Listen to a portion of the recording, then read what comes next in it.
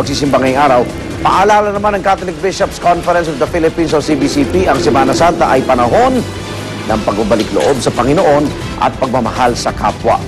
Samantala, dahil sarado ang Manila Cathedral para sa restoration sa Arsobispado, darao sa mga misa para sa Ash Wednesday, kabilang ang misa pangungunahan ni Manila Archbishop Luis Antonio Tagle. Kaya makibalitan tayo sa pagulita sa Ash Wednesday ng mga kapuso nating Katoliko. Nakatutok sa simbahan ng Baclaran, si Susan Enriquez. Susan. Arnold, magandang umaga sa'yo. Magandang umaga po mga kapuso. Ngayon po ay araw ng Baclaran at nagkataon po na ngayon po ay Ash Wednesday. Kaya naman po napakarami ng mga deboto na inaasahan magtutungo dito sa Baclaran Church. Actually, ngayong oras po ito, marami nang dumarating. Bagamat ang misa ay nakatakda pa mamaya alas 5:30, may mga dumarating na po dito para doon sa gagawing novena. At dito po ay may mga yung paghahanda. Simula pa po nung Sunday, sinunog na yung palaspas na kung saan yung abo gagamitin nga para sa pagpapahid ng abo sa mga noon ng mga Katoliko ngayong araw na ito. 5:30 po ay bibindisyonan itong mga abong ito para ipahid sa noon ng mga deboto ng mga Katoliko na magtutungo dito sa Baclaran Church. At sa pagsimula ng misa ng 5:30, magtutuloy-tuloy na po yan hanggang mamayang alas 11 ng gabi. At inaasahan nga na aabot sa 150,000 katao ang magtutungo dito sa Baclaran Church para dito sa Ash Wednesday. So, yung pong mga paghahanda dito, yung paghihigpit ng seguridad para po maging maayos ang pagpasok sa simbahan ng ating mga debotong Katoliko, lalong-lalo na yung mga nagtutungo lagi dito sa Baclaran tuwing araw ng Miyerkules. Arnold? Maraming salamat, Susan Enriquez.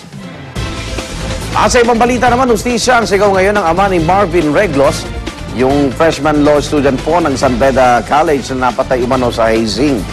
Kasabay ng pagod mula po sa halos 14 na oras na biyahe galing Burgos, Isabela, ang panlumo po ay makikita kay Ginoong Lucito Reglos.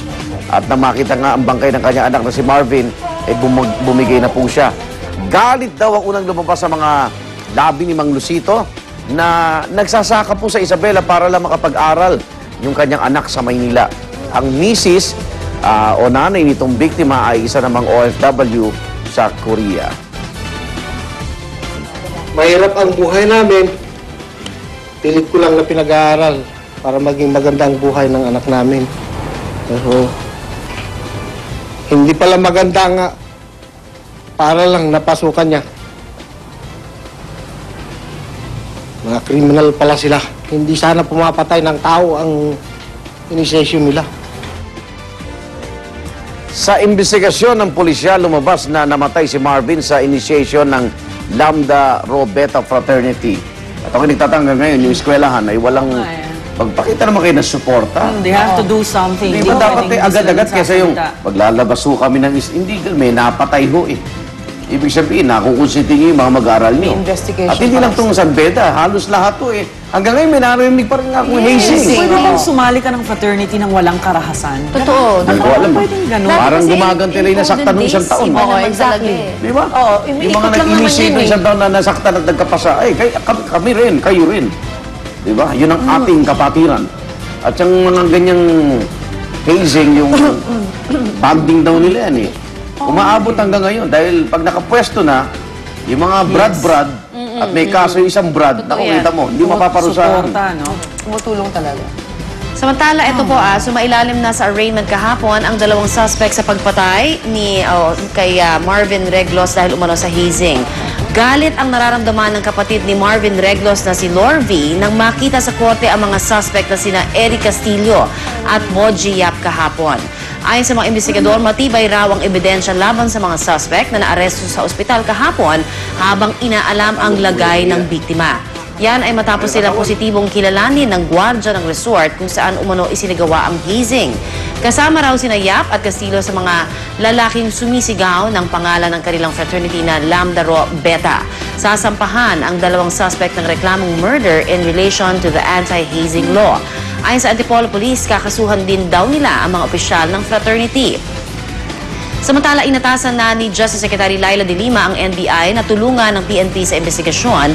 Yan ay kahit kilalang miyembro ng Lambda Rho Sigma, ang sister sorority ng Lambda Rho Beta si de Lima. Tiniyak na raw niya sa pamilya ni Reglos na magiging patas ang investigasyon. Balak din kasuhan ng obstruction of justice ang San Beda College dahil hinarang umano nito ang mga investigador na nagpunta noong Lunes. Tumanggi munang magkomento ang pamunuan ng San Beda College, ngunit ang law student government ng eskwelahan ay nagsasagawa ng internal investigation. Alarming on my part na malaman na ang involved na fraternity is the fraternity nga allied yung sorority ko. But that should not, that would, the more that I would want to really know the truth at kung sino-sino ang involved, it's our duty to find out. It's our duty also to investigate and bring to the bar of justice. Dapat yung, di ba, kakasuhan na yung inquest na yan. Yung piskal o yung sala na Tignan pamunta niya, mabuti. tignan kung anong fraternity. Yes. oo. Alam mo yung mga people in power Di ba? sa gobyerno, mga member ng fraternity din halos lahat yan eh. Alam mo, dapat may maparusahan talaga, may masampulan ng kung gaano ka-harsh yung anti-hazing law na yan. Dapat, di ba? Kasi parang Yan yung paulit-ulit lang, walang yan yung natatakot eh. caretaker na nakakita doon sa dalawang yun. Positively identified na buhay pa nung nilalabas sila ito si Marvin. Kasi tingnan mo naman Nakita niya yung mga pasa. Grabe, dito nakita sa braso. Hanggang braso ba? Hahampasin niyo para isigaw lang yung mga letrang yan. Tapos nilaraos ng magulang yung pag-aaral, hindi sinasaktan, tapos isang Basta gabi lang, nakakita na ganyan yung mangyayari. bata ka, tinuturuan ni tatay na magsasaka na magbasa ng bakata. Hanggang sa lumaki siya, nang kimamatay niya, nasisigaw niya, alpha, beta, di ba? Oo, totoo. Totoo yun. Kalungkot naman yan. Dito mo, magsasaka lang, tapos OFW. Maasa sila magiging abogado to sa hinaharap. Wala na. Lenny Villa nga, dalawang dekada yata. Yes. Oo, tapos tingnan mo Naging nangyari. ng justisya, kung konti lang nasa taon. siya. Apat na taon lang. Tapos Yun nga nakapagpiansa sila. So, nagpakasasa na sila, nagpaka-happy-happy na sila, they got their degrees and everything. So, wala. Halos, Pero at least yung Aquila Leis naman, mga makapangyarihan din ng mga naging member nun, ha?